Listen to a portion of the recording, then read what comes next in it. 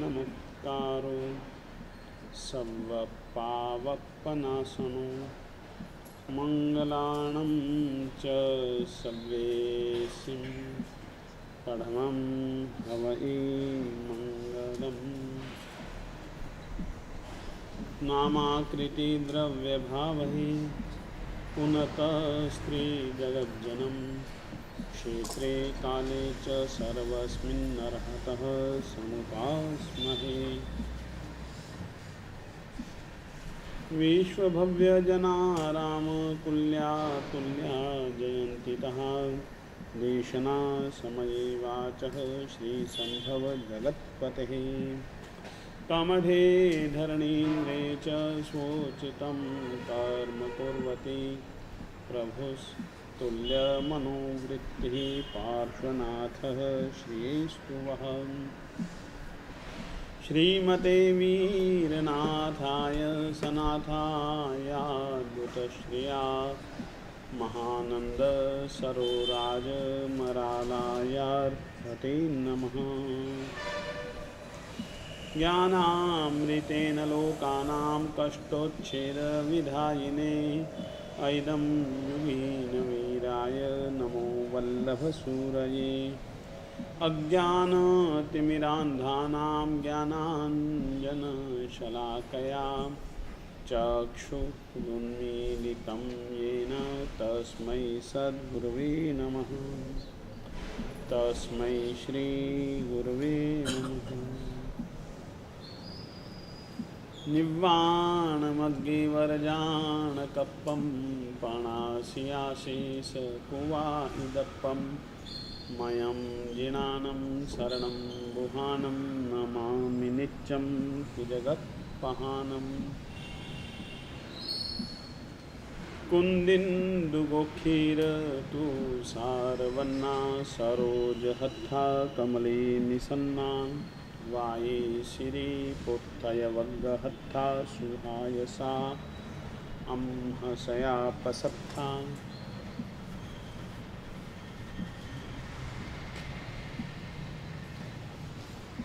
हिम्मत विज्ञान नाम की कक्षा के अंतर्गत अपन लोगों का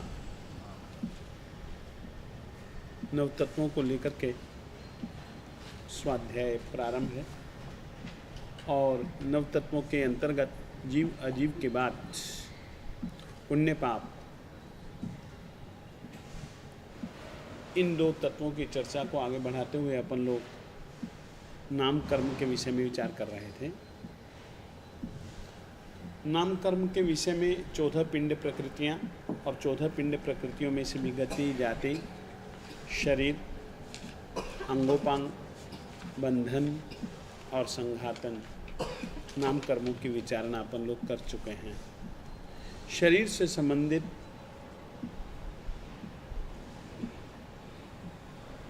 कुछ और भी चीज़ें बाकी हैं जिनका संबंध नाम कर्म के साथ में है। इस शरीर में अपन लोग हम औदारिक शरीर के धनी हैं। त्रियंचों का भी औदारिक शरीर होता है। औदारिक शरीर में 7 धातुएं पाई जा सकते हैं। न्यूनतम रूप से पाई जा सकते हैं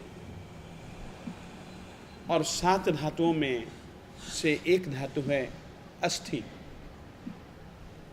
यानी कि हड्डी। हड्डियों का संबंध, हड्डियों की मजबूती, हड्डियों की संरचना, शरीर में हड्डियां कैसे कैसी, जीवों को किस किस नाम कर्म के कारण से कैसी कैसी चीज प्राप्त हो सकती है, उस विषय का विचार सहनन नाम कर्म के अंतर्गत किया जाता है। सहनन 6 होते हैं। वज्र ऋषभ नाराज सहनन। वज्र ऋषभ नाम सुन लीजिए, वज्र ऋषभ नाराच। अब दूसरे में से वज्र शब्द निकाल दो। ऋषभ नाराच सहनन। तीसरे में से वज्र और ऋषभ, इन दोनों शब्दों को निकाल दो, नाराज संघनन। चौथे में से भी नाराज को हम एक तरफा मान लें और दूसरी तरफ कोई दूसरी व्यवस्था मान लें तो अर्ध नाराज संघनन, फिर किलिका और फिर सेवार्तक। इस तरीके से कुल मिलाकर के 6 शरीर में सहनन पाए जाते हैं। और इन सहनन के विषय में और संस्थान यानी कि शरीर का देखाव, शरीर की संरचना किस किस तरीके से जीवात्मा को किस किस नाम कर्म के उदय से प्राप्त होती है, उस विषय में आज अपन लोग सबसे पहले विचार करते हुए सहनन के विषय में निश्चित लिखें।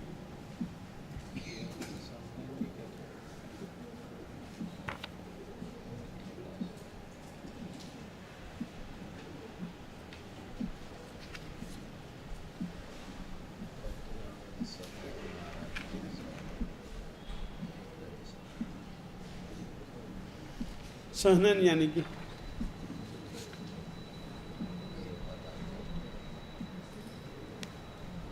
हड्डियों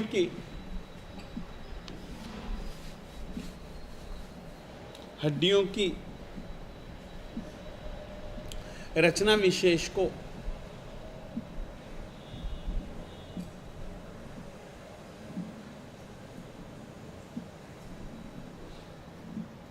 संघनन कहते हैं।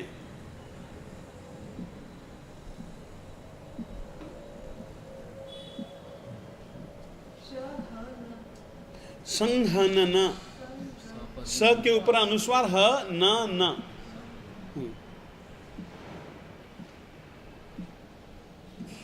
औदारिक शरीर के सिवाय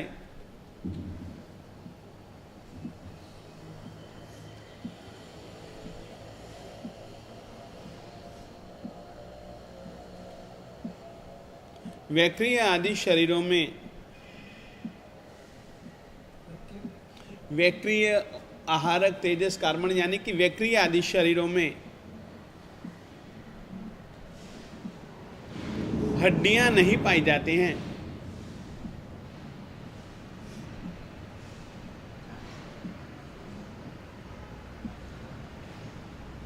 अतः सहनन नाम कर्म का उदय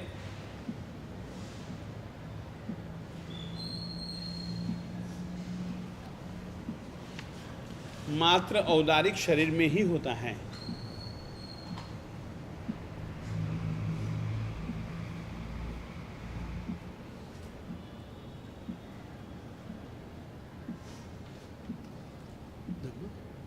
अपनी पास पूछे कि मैं कर्म इमृत लपेटाइल हुए नहीं बनी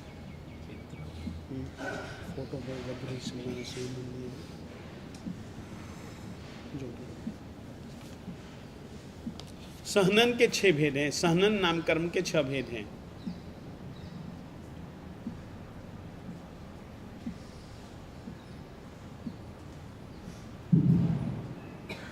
कर्म तनी गति न्यारी नामनी चोपड़ी है से नंबर 1 वज्र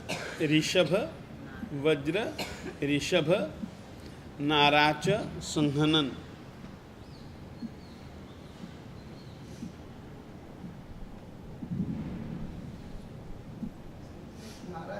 नाराच संहनन।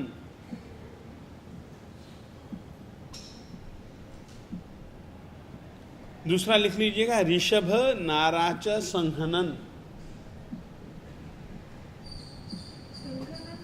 संहनन नहीं एक ही है, संहनन।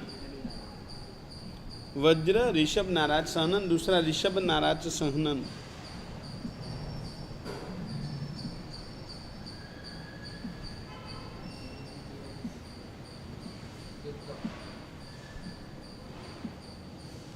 तीसरा नाराच संहनन।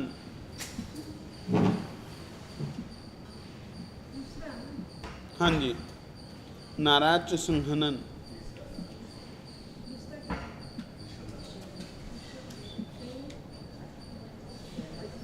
हाँ,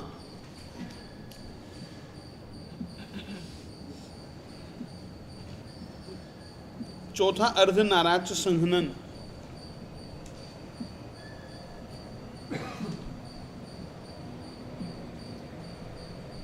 पांचवा है कीलिका संघनन,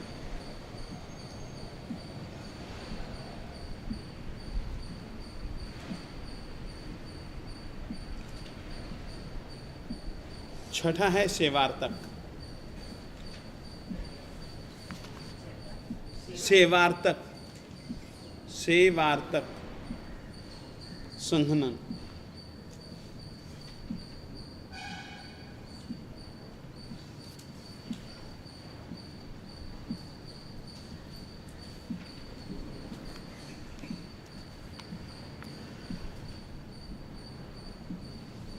सुरेश छोड़ दो। इन शब्दों को समझ जाएंगे ना तो 6 के 6 सहनन समझने आपको बहुत सरल होंगे। वज्र, ऋषभ, नाराज। हम समझेंगे नाराज, ऋषभ और वज्र। देखिए, एक तो ये भी जुड़ना होता है। अब यदि इस रीति से हड्डियां जुड़ी हुई हों, बहुत जल्दी टूट सकते हैं। ये भी जुड़ा हुआ होता है, थोड़ा सा इनका टूटना, इनकी मजबूती कुछ ज्यादा है। ये भी जुड़ा हुआ होता है, यूं।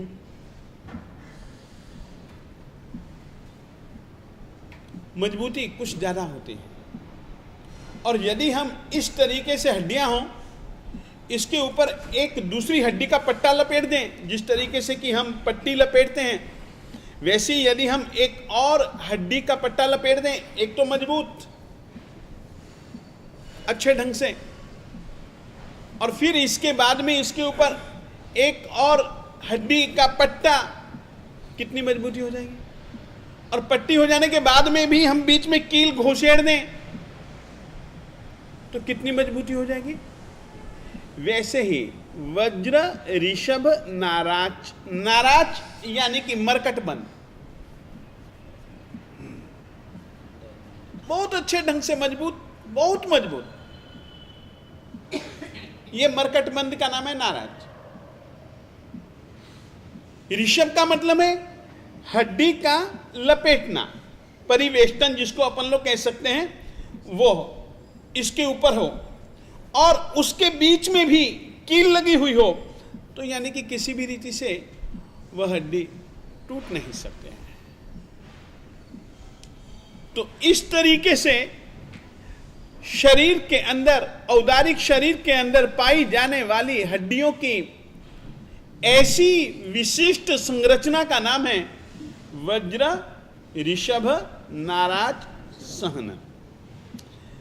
दूसरे में हमने क्या नाम रखा? ऋषभ, नाराज, सहनन। सहनन यानी कि नाराज यानी कि मरकटबंद, नाराज यानी कि पट्टा, यानी कि वज्र नहीं है, उसमें मजबूती बहुत अच्छी है। तीसरे में ऋषभ को छोड़ दो,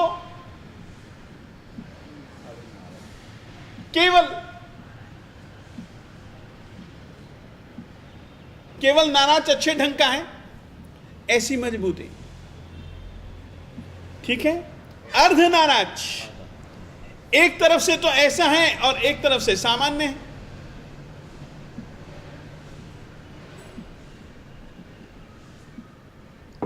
इस तरीके से 4 सहनन के विषय में लिख लीजिएगा। पहले आप ऐसे कीजिए, वज्र, ऋषभ, नाराज, सहनन, इतना लिख लीजिएगा।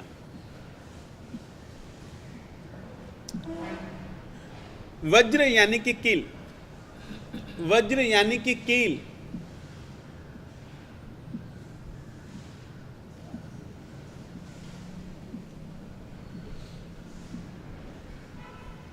ऋषभ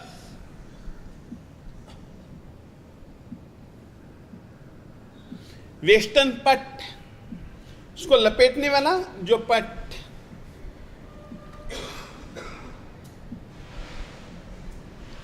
नाराज,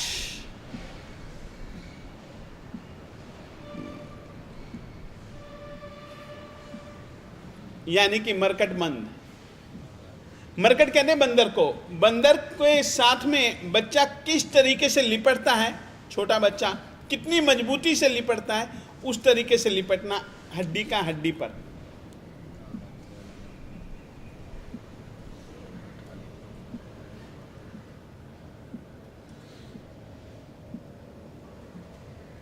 इस तरीके की हड्डी की संरचना को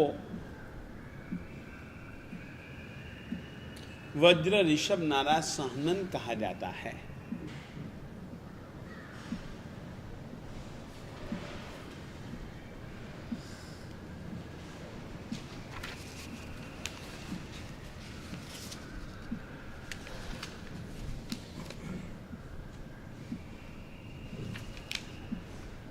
फिर ऋषभ नाराज सहनन लिख लीजिएगा।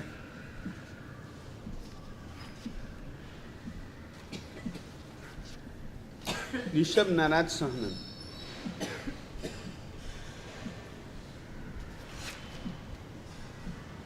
जिस सहनन में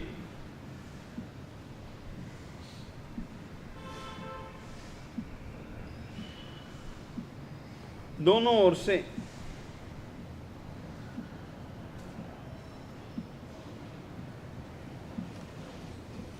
मरकट बंद द्वारा जुड़ी हुई दो हड्डियों पर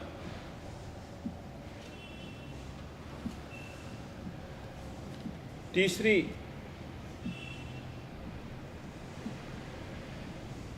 पट्ट की आकृति वाली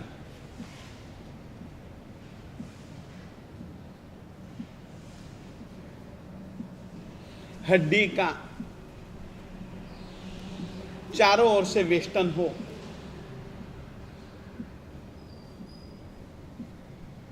मगर तीनों हड्डियों का वेष्टन हो, लपेटना हो, मगर तीनों हड्डियों का भेदन करने वाली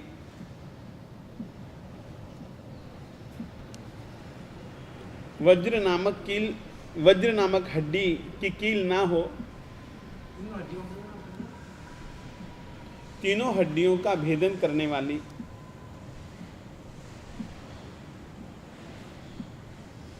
वज्र नामक हड्डी का कील ना हो,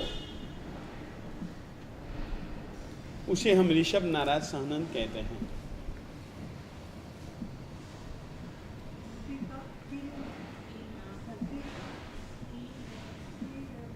कील ना हो, हड्डी की कील ना हो,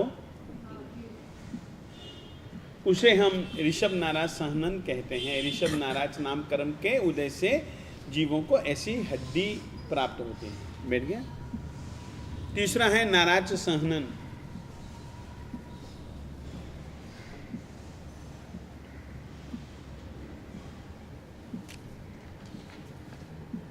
जिस सहनन के अंतर्गत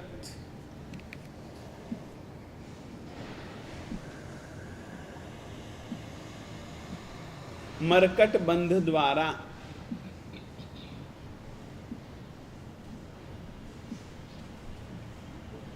जुड़ी हुई हड्डियां हों,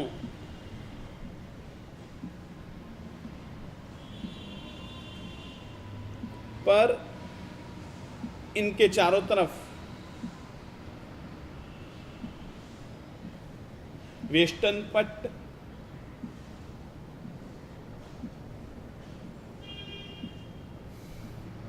और वज्र नामक कील ना हो,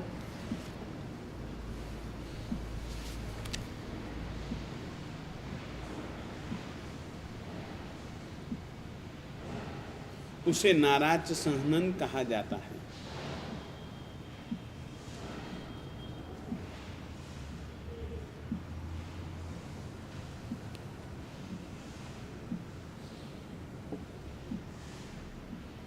अर्धनाराज।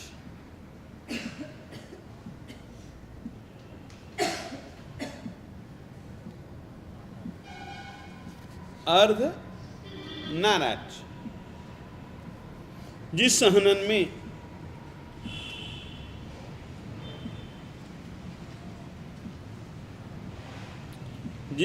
में एक और मरकट बंद हो,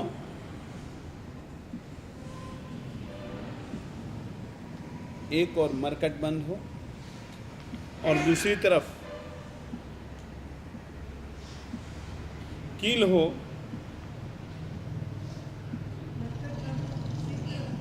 एक तरफ मरकट बंद हो, एक तरफ कील हो, उसे अर्धनाराज सहनन कहा जाता है।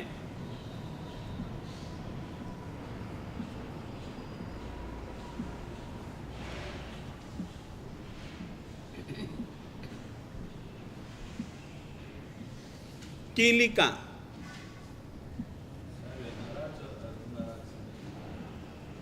एक बार वापिस कहिए। हाँ देखिए,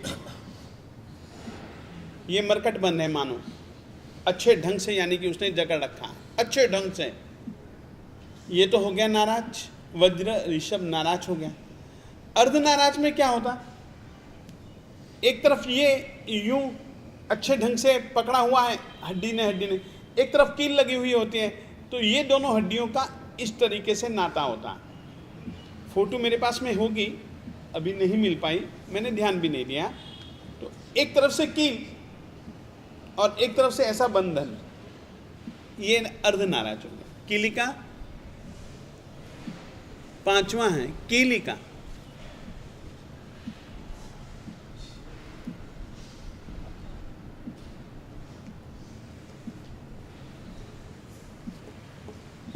जिस सहनन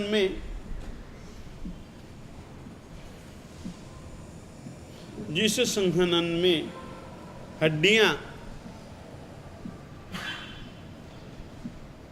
केवल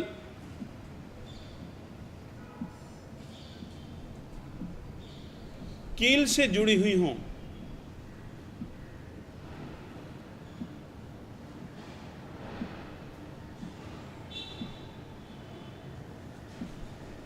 उसे कीलिका संस्थान, उसे कीलिका सहनन कहा जाता है।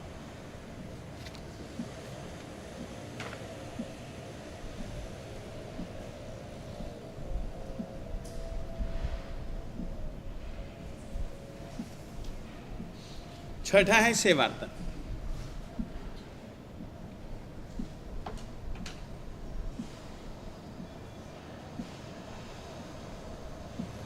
अब देखिए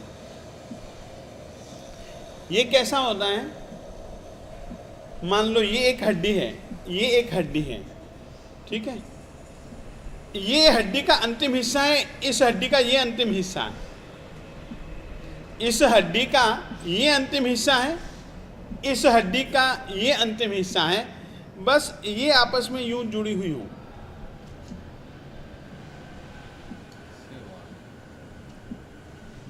मात्र जुड़ी हुई हैं, थोड़ा सा भी झटका लगता है टूट जाते हैं। ऐसा जो शरीर के अंदर हड्डियां इस व्यवस्था में व्यवस्थित होती हैं, उस सहनन का नाम है सेवार्तक। उस सहनन का नाम क्या है, लिख लीजिएगा,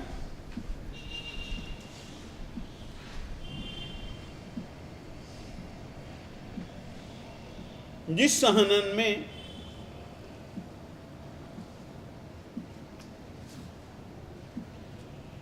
हड्डियां अपने अपने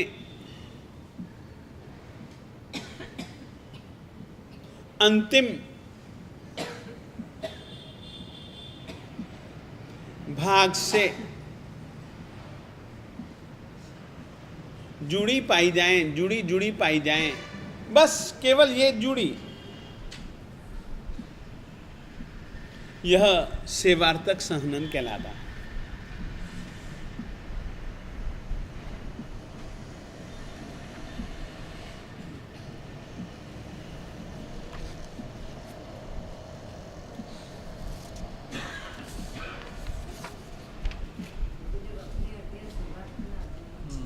अभी हम छेवट्ठू में आए।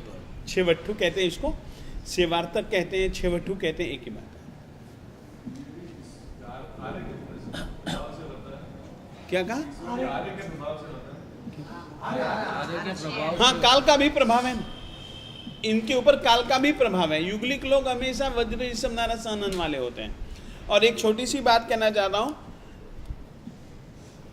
जैन परंपरा में आत्मबल मनोबल की तो जरूरत है ही प्रत्येक साधना में, मगर दैहिक बल की भी जरूरत है।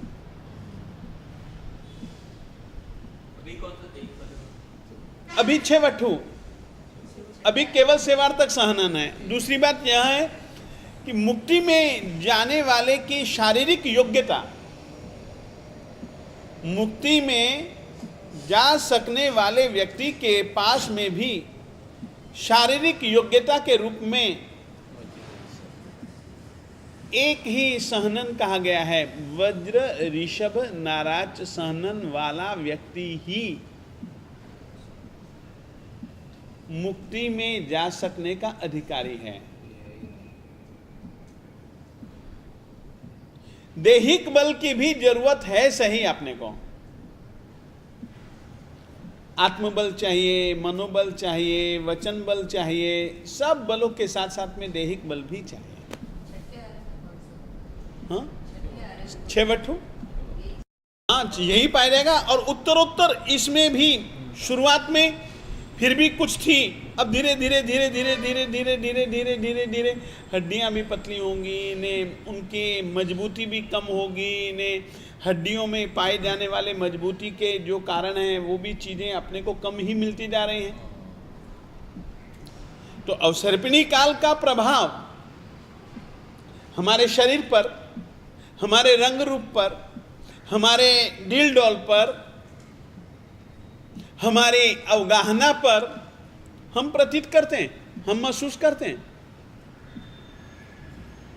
नहीं तो हमारे भारत में ही 7-7 फुट के भी आदमी तो होते ही थे ना।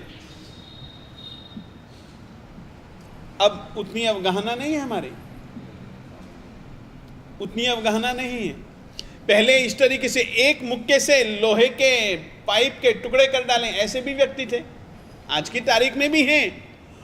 उन्होंने क्या किया है कि योगिक क्रियाओं से अपनी हड्डियों को इस तरीके की मजबूती दी है। जूड़ों कराटे वाले हर रोज न जाने कितनी सारी ईंटें तोड़ते ही है ना, उनका भी तो हाथ ही है ना, उनकी भी तो मुट्ठी ही है ना। न जाने कितने सारे मिट्टी के भरे हुए कट्टों के ऊपर घूंसे मारते ही रहते ना, उनकी भी तो ये सब हड्डियां ही है ना। अपन मारने जाए तो अभ्यास के माध्यम से किया जा सकता है, मगर उतनी वो नहीं मिलती जो कि एक स्वाभाविक रूप से सहनन नाम कर्म के माध्यम से प्राप्त हो जाती है। संस्थान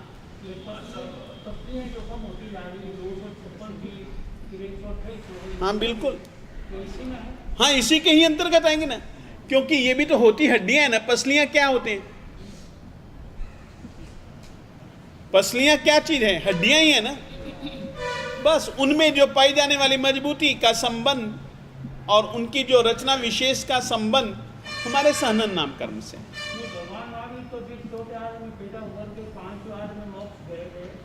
पांचवें आरे में मोक्ष नहीं गए, चौथे आरे के अंत में 3 साल कुछ महीने, 8-8.5 महीने ऐसा कुछ बिल्कुल था।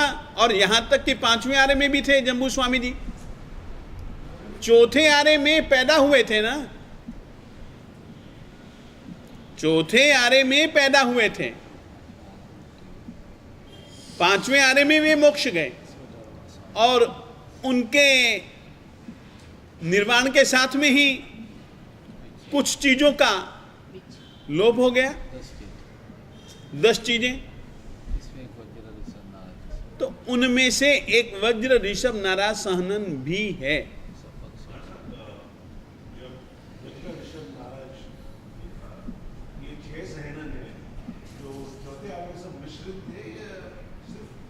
एक बार वापिस कहिए, वापिस कहिए।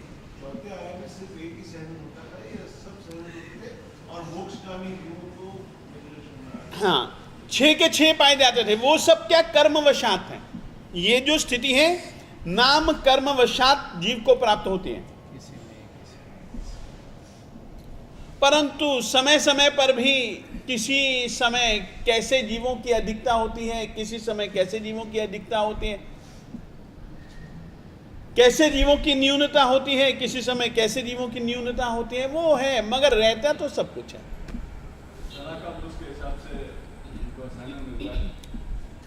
ऐसा नहीं है, उनका तो देखो बात ऐसी है, वे चौथे आरे में ही होते हैं, तीसरे आरे के अंतिम चरण में ही होते हैं। तो इन लोगों को तो होता ही वज्र ऋषभ नारा सहनन है। जैसे मुक्ति में जाने की योग्यता ऐसों को है ना, वैसे सातवें नरक में जाने की योग्यता भी ऐसे जीवों के पास है। मोक्ष पाना तो आध्यात्मिक क्रिया है, उसमें ये सहनन जो कि एक भौगोलिक वस्तु है, उसका क्या महत्व है? हाँ बिल्कुल आध्यात्मिक प्रक्रिया है मुक्ति को पाना, मगर उसमें शारीरिक बल की भी पूरी जरूरत है। ये याद रखिएगा, यदि शरीर साथ नहीं देता है ना, तो आज की तारीख में मन जितना जी चाहे करना नहीं कर पाता है, समय हो तो भी नहीं कर पाता है। शरीर भी साथ देना चाहिए। और कहिए। तो उपयोग और दुरुपयोग दोनों है। हाँ हाँ बिल्कुल, वस्तु है, उसका चाहो सदुपयोग करो, चाहो दुरुपयोग करो।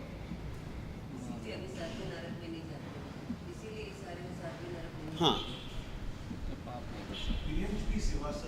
हाँ जी, हाँ जी, हो गया अच्छे ढंग से। आगे बढ़े। सहनन संस्थान मिच्छाम निकम, सहनन तो हो गया, संस्थान।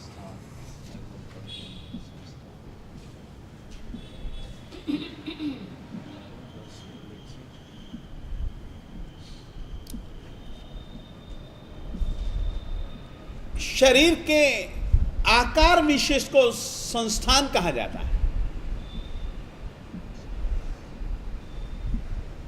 इस व्यक्ति का शरीर की रचना कैसी है, आकार कैसा है, उसका नाम है संस्थान। संस्थान नाम कर्म के भी 6 भेद हैं।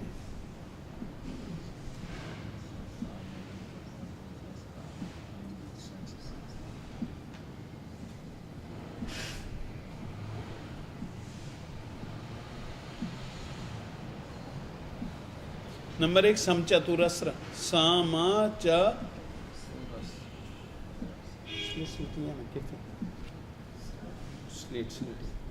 समचतुरस्र, मेरा पेन अंदर पड़ा होगा। समचतुरस्र, स के नीचे र, संस्थान।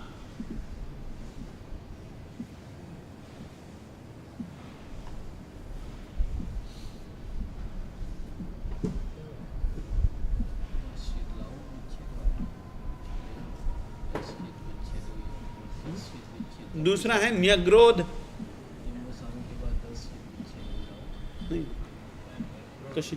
न्यग्रोध, न आधा, य पूरा, ग में नीचे र और ओ की मात्रा, न्यग्रोध, न्यग्रोध। परिमंडल, हाँ परिमंडल,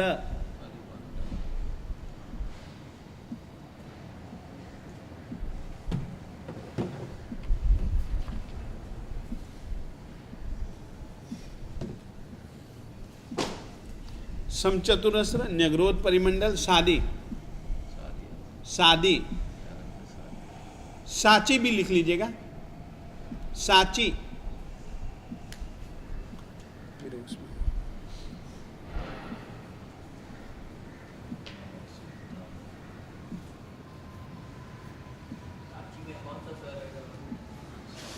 सीता वाला,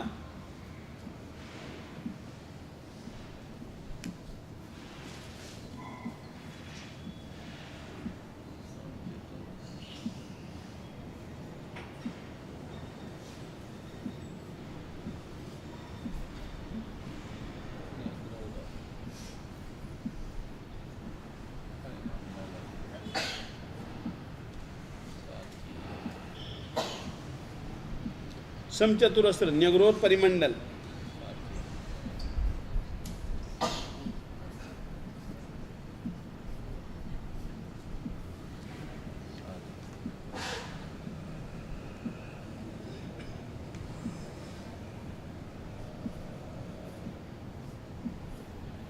साची, वामन नहीं कुब्जक,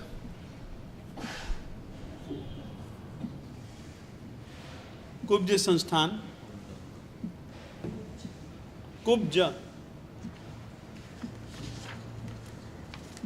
वामन,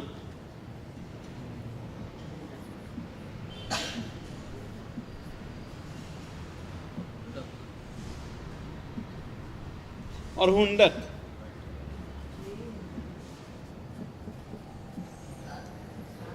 समचतुरस्र संस्थान, न्यग्रोध परिमंडल संस्थान, सादी साची संस्थान, कुब्जक कुब्ज संस्थान, वामन संस्थान और हुंडक संस्थान।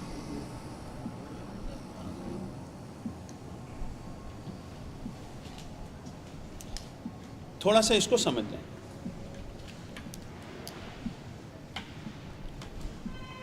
सम चतुरस्र, सम चतुरस्र,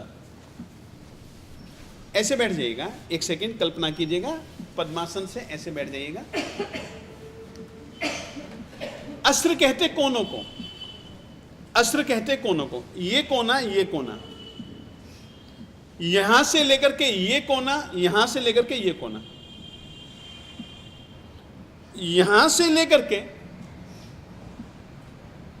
यहां तक का हिस्सा। सम देखिए, अस्त्र यानी कोना, एक कोना, दूसरा कोना, तीसरा कोना, चौथा कोना। ये अस्त्र यानी कोण, चतु यानी कि चार, सम यानी कि समान। जिसके शरीर में ये चारों कोने का माप एकदम समान हो, बहुत सुंदर प्रतीत होता है। और तीर्थंकर परमात्मा का, गणधर परमात्मा का हमेशा समचतुरस्र संस्थान होता है। मूर्ति भी जो बनती है तो उसमें भी ध्यान रखना पड़ता है कि वो समचतुरस्र संस्थान की ही हो। अब किसी की टांगे यदि हम लंबी बता दें और पेट अंदर धंसा हुआ या मोटा दिखला दें, क्या होगा? सुंदरता थोड़ी ना आएगी। तो सम चतुरस्र, अस्त्र यानी कि कौन, अभी मत लिखो। न्यग्रोध परिमंडल, न्यग्रोध यानी कि बड़का पेड़, बड़का पेड़। आप कभी भी बड़के पेड़ को देखो, ऊपर से तो बहुत फैला हुआ होता है, नीचे का हिस्सा उसका छोटा होता है। शरीर के दो हिस्से करो, ये एक हिस्सा, ये दूसरा हिस्सा, ये बहुत सुंदर हो, ये प्रमाण पुरस्सर हो, मगर निचला हिस्सा ना हो, बराबर ना हो, ये दूसरा। तीसरा है साची। साची कहते हैं शालमली, सेमल जिसको अपन लोग कहते हैं साधारण भाषा में। सेमल का पेड़ बिल्कुल न्यग्रोध से उल्टा होता है। उसका जो नीचे का जो सुंदर दृश्य होता है, मगर ऊपर से उतना उसका फैलावा नहीं होता है। तो नाभि से नीचे के जितने भी अंग उपांग हैं वो तो बिल्कुल माप सहित हों, मगर ऊपर बराबर ना हो। देखिए, तीन समझ जाइएगा। सम चतुरस्र, अस्त्र यानी कि कोना, ये चतु यानी कि चार, सम यानी कि बराबर। शास्त्र में कहे गए चारों कोनों का जो माप, उस हिसाब से शरीर के चारों कोनों का माप पाया जाना, उसका नाम है सम चतुरस्र संस्थान। न्यग्रोध परिमंडल, न्यग्रोध यानी कि बड़, बड़ के पेड़ के दो हिस्से कल्पित करो। निचला और ऊपरला। निचला हिस्सा जो होता है वो छोटा होता है, ऊपर का जो हिस्सा होता है वो बहुत विशाल होता है। शरीर के दो हिस्से कल्पित करो, नीचे का शरीर का निचला शरीर का हिस्सा प्रमाण सहित नहीं है, जबकि ऊपर का शरीर का जो हिस्सा है वो प्रमाण पुरस्सर है। इसको कहते हैं न्यग्रोध परिमंडल। बैठ गया अच्छे ढंग से। तीसरा है साची। साची को न्यग्रोध से बिल्कुल उल्टा समझो। सेमल का पेड़ नीचे से बिल्कुल अच्छा, सुंदर और प्रमाण पूर्वक का होता है, जबकि ऊपर का जो होता है वो उतना सुंदर नहीं भी होता है। 3 संस्थानों का परिभाषा लिख लो।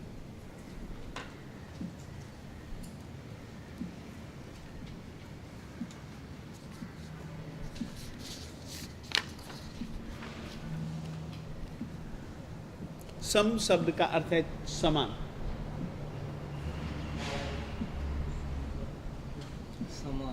समान।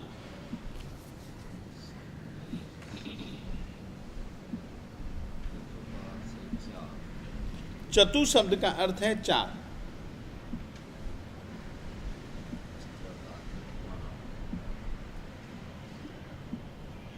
अस्त्र शब्द का अर्थ है कोना।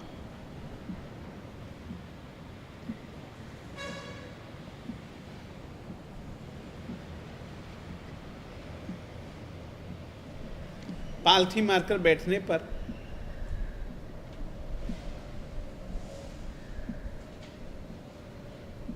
जिस शरीर के चारों कोण समान हो,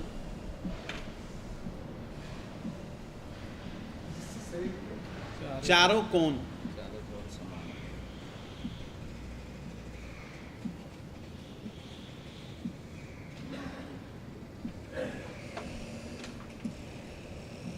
अर्थात आसन। आसन यानी कि नीचे से। आसन और कपाल का अंतर एक।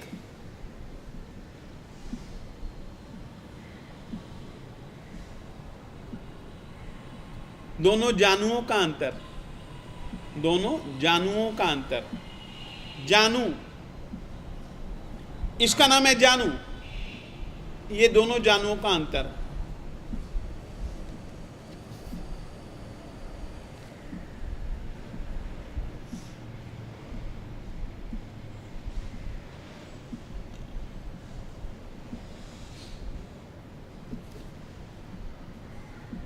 वाम जानू और दाहिना कंधा। दाहिना जानू और बायां कंधा।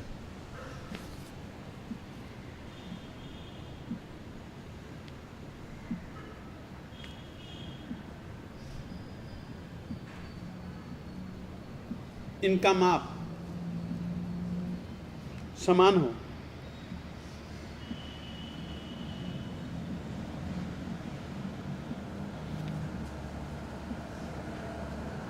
ऐसे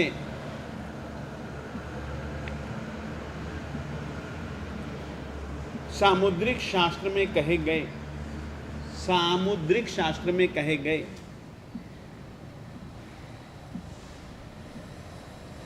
माप के अनुसार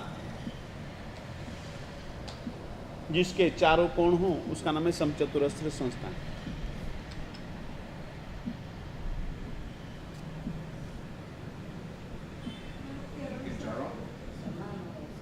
चारों कोण हाँ।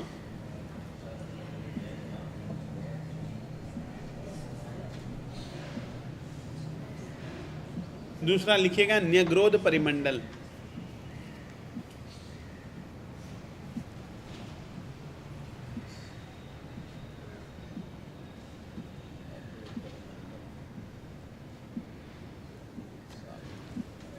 न्यग्रोध यानी कि बड़का पेड़, वट वृक्ष।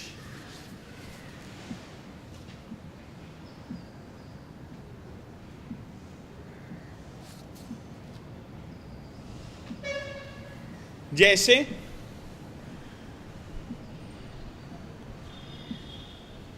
वट वृक्ष ऊपर से फैला हुआ होता है,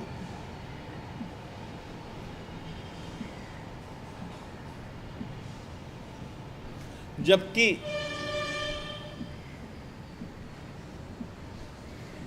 उसका निचला हिस्सा संकुचित होता है।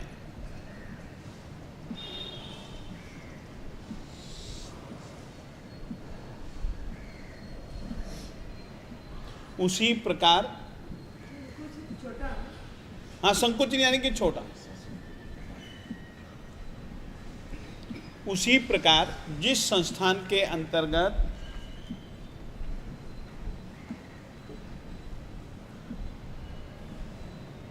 नाभि के ऊपर का हिस्सा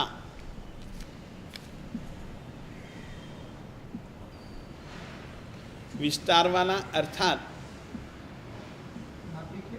ऊपर वाला,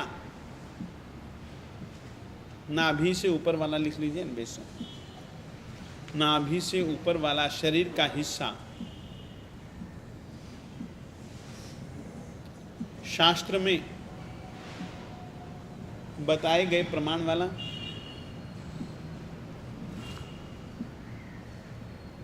हो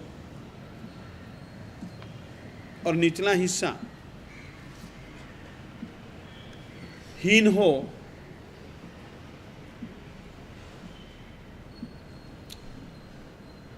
यानी कि प्रमाण पुरस्सर ना हो,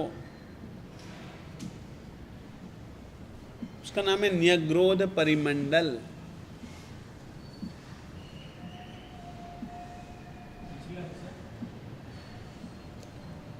प्रमाण सहित ना हो, वर्णित प्रमाण सहित ना हो,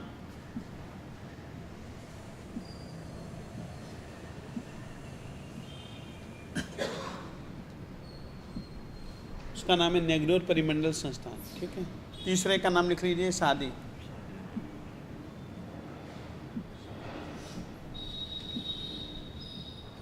जिस संस्थान में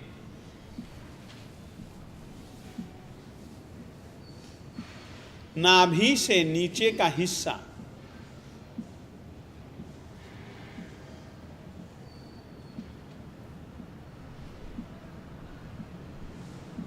प्रमाण सहित हो, प्रमाण पुरस्सर हो, प्रमाण पूर्वक हो,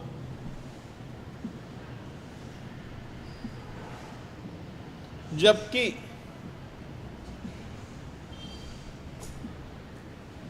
शरीर के नाभि से ऊपरला हिस्सा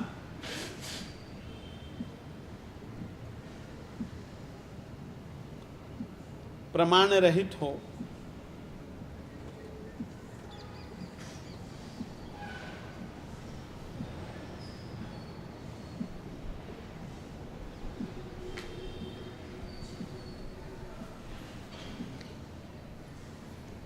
उसका नाम साची, शादी।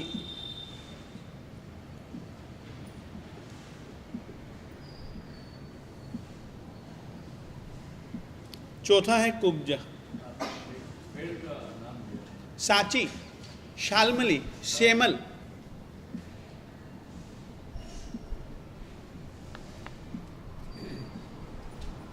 सेमल चालू भाषा में सेमल का पेड़ कहते हैं। कुब्ज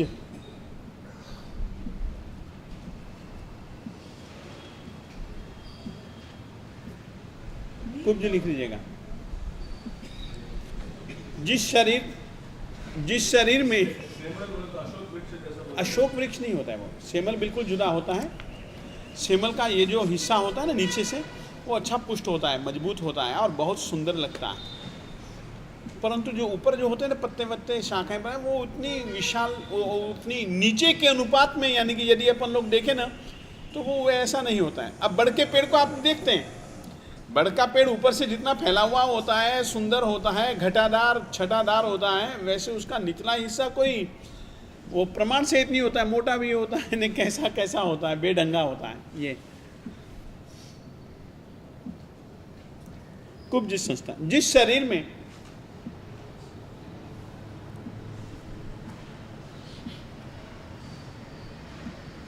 हाथ,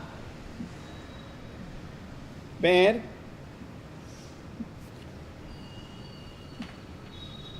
सिर, गर्दन,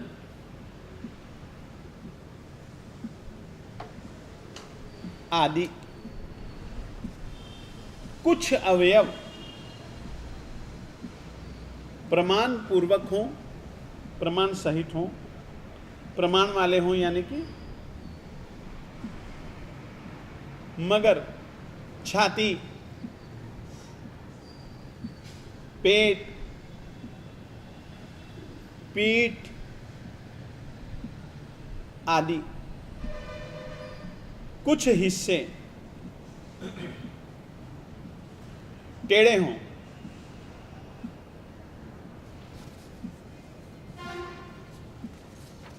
उसे हम कुब्ज संस्थान कहते हैं।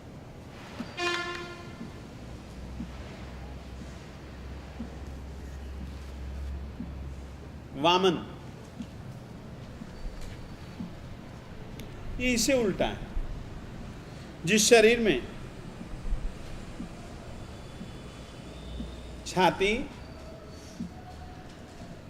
पीठ, पेट आदि कुछ हिस्से प्रमाण सहित हों, मगर हाथ, पैर, सिर, गर्दन आदि अवयव छोटे हों,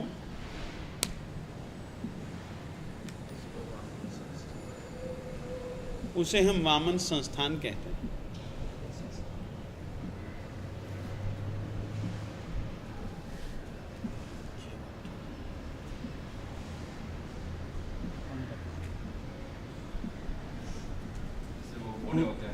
हाँ, वो सब इसी में ही गिने जाएंगे। हुंडक,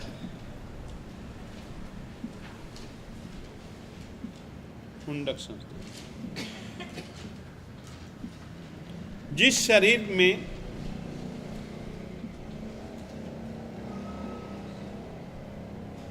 सभी के सभी हिस्से, सभी के सभी अवयव बेढंगे हों,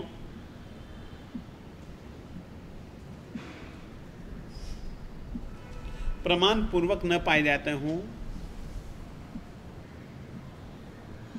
यानी कि शास्त्र में जिस तरीके से प्रमाण कहा है उस तरीके के न पाए जाते हों,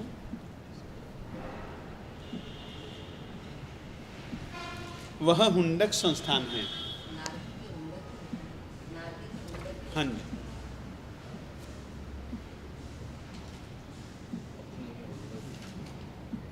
बैठ गया भैया?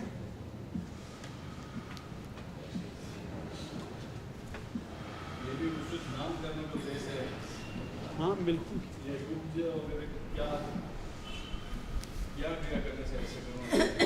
ये तुमको पता लग गया गौतम परीक्षा से अंदाजन कि ऐसा शरीर क्यों मिला इसको, साहब ये गरीब क्यों हुआ, साहब इसका पति या इसकी पत्नी मर गई, साहब ये गरीब क्यों हुआ, साहब ये मनुष्य क्यों बना,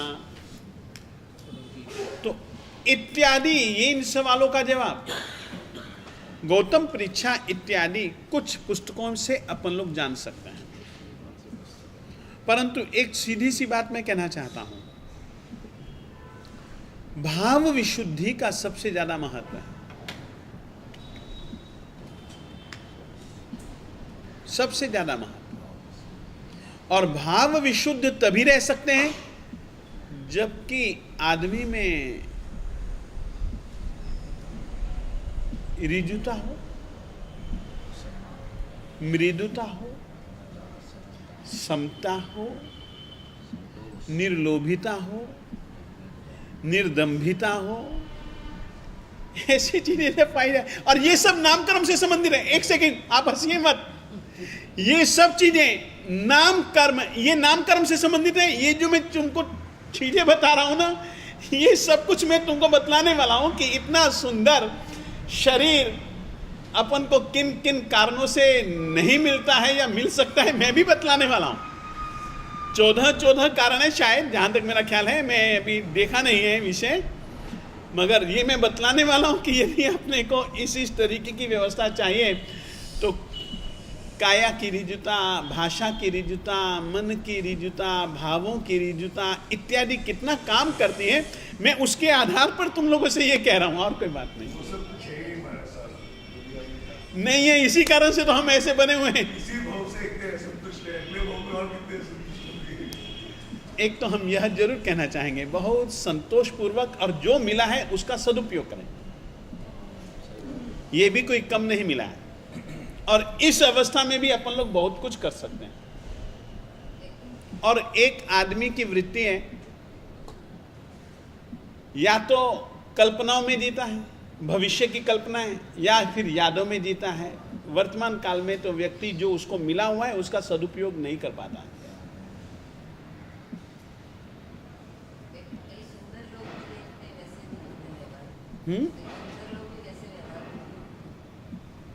रूप सुंदर होता है,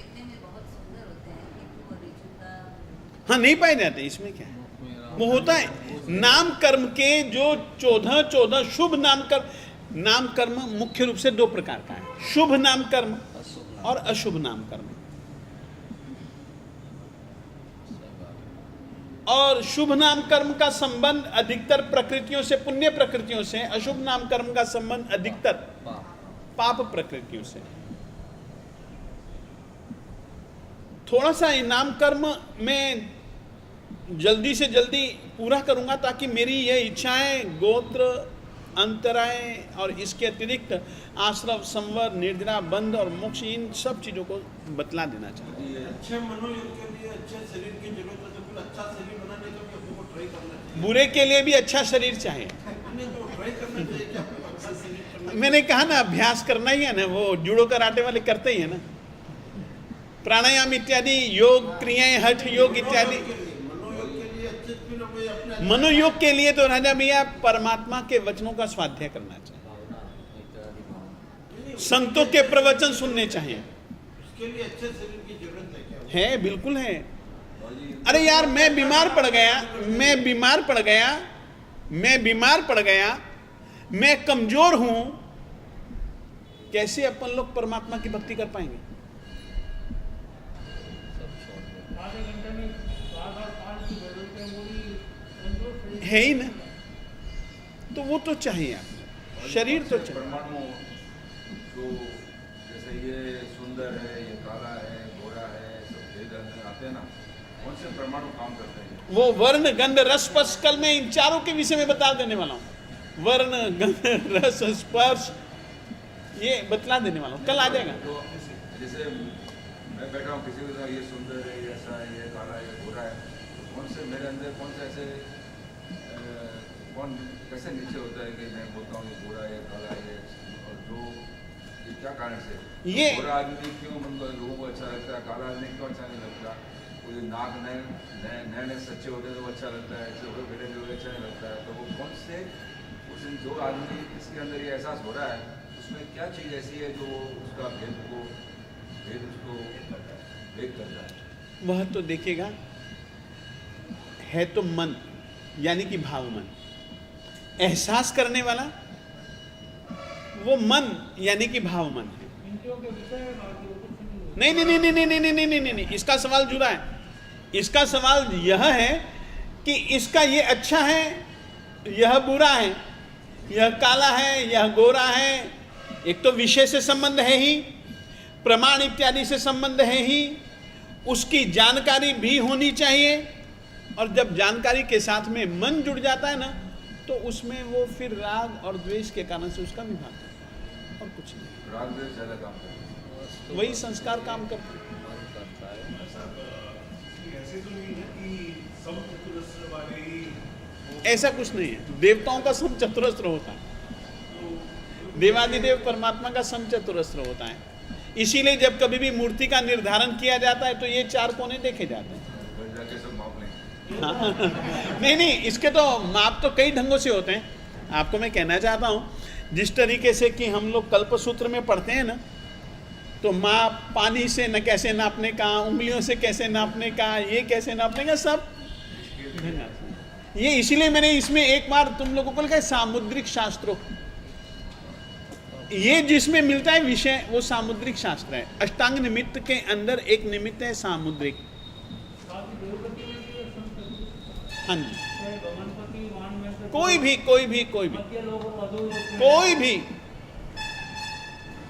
हर शरीर पे लागू है ये।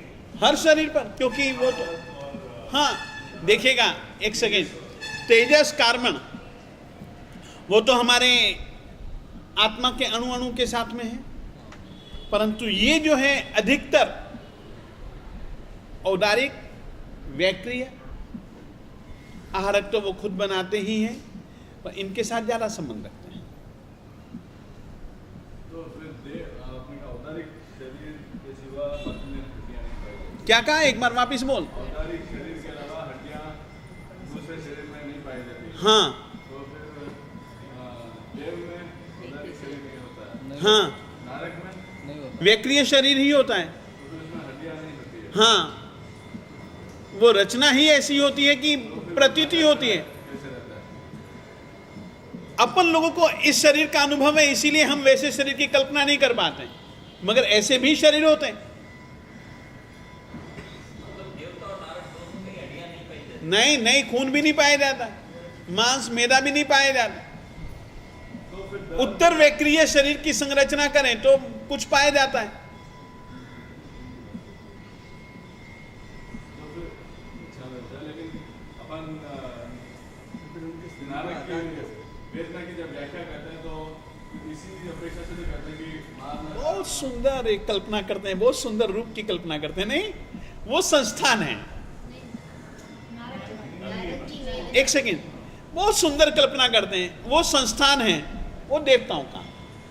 बहुत बेढंगे बेढबे ऐसे संस्थान की कल्पना, ऐसे रूप की कल्पना करते हैं तो वे हुंडक यूं। एक सेकेंड,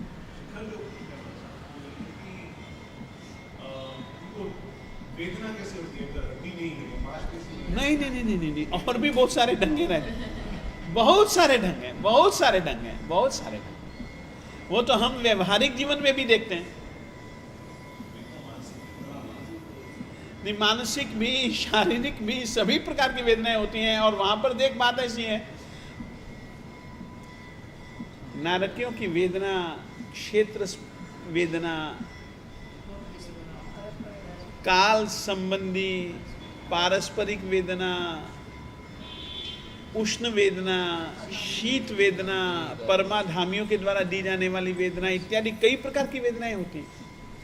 क्षेत्र वेदना तो सबसे बुरी चीज है, सबसे बुरी चीज है, बहुत बुरी चीज है।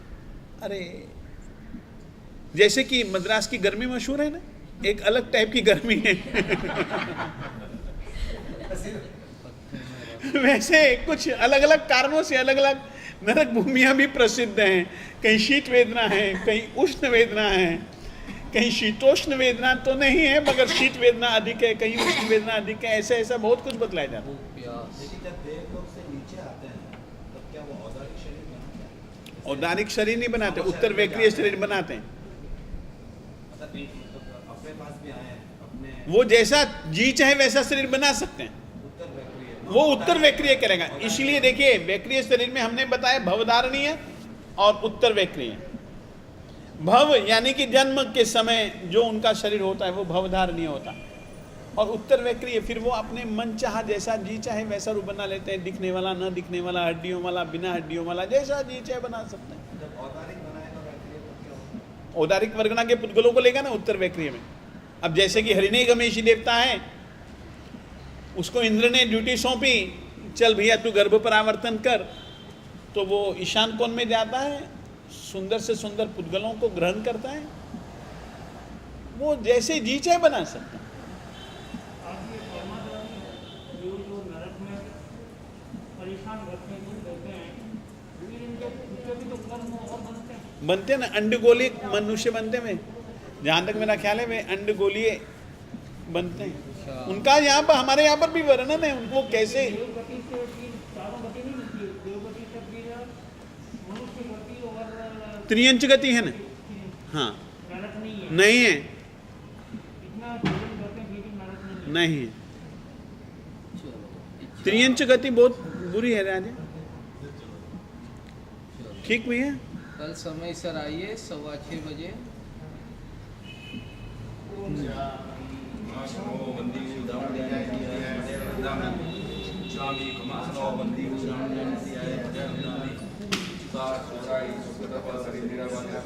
यात्रा निर्भव